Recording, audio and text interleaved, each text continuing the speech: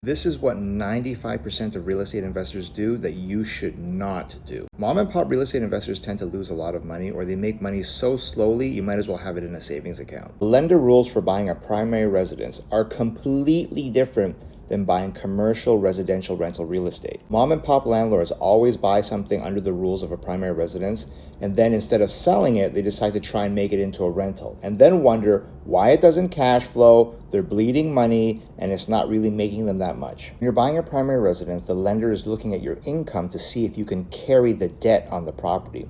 So they follow roughly the 23 rule. 20% down, price is no more than 3 times gross annual household income.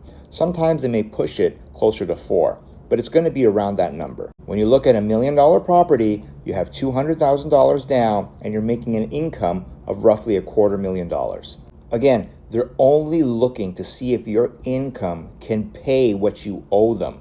They're not looking at the property as a cash flowing investment. This $800,000 mortgage has a $4,700 a month payment. Once the lender determines that you can cover this with your annual household income, you're good to go. Right off the bat, if you look at this number, $1 million property in Toronto, will it rent for more than $4,700? Probably not. And what happens when you add in maintenance, property tax, insurance, capital expenditures, and property management? Likely you'll bleed at least $5,000 a month. How would the lender look at this if this was a multifamily residential rental property? In a nutshell, they're going to look at how much you're paying towards financing every year, $4,700 times 12 months, a little over $56,000 a year. They want to see a debt coverage ratio, DCR, of at least 20 to 25% more than this. In other words, the lender wants to see you have a profit, net operating income of over $70,000 a year. Roughly, this property is going to have to pull in $140,000 in rent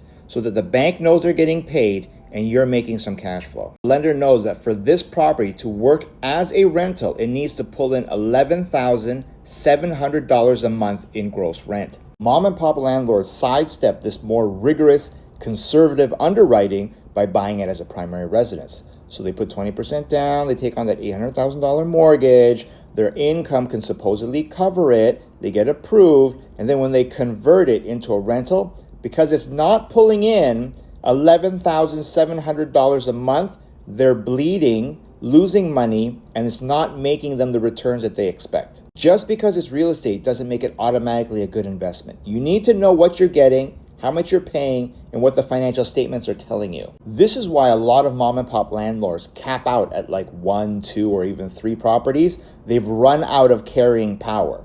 But if you follow the rules for buying a multifamily, commercial property, residential real estate, they carry themselves. So you can keep going and buying as many as you want.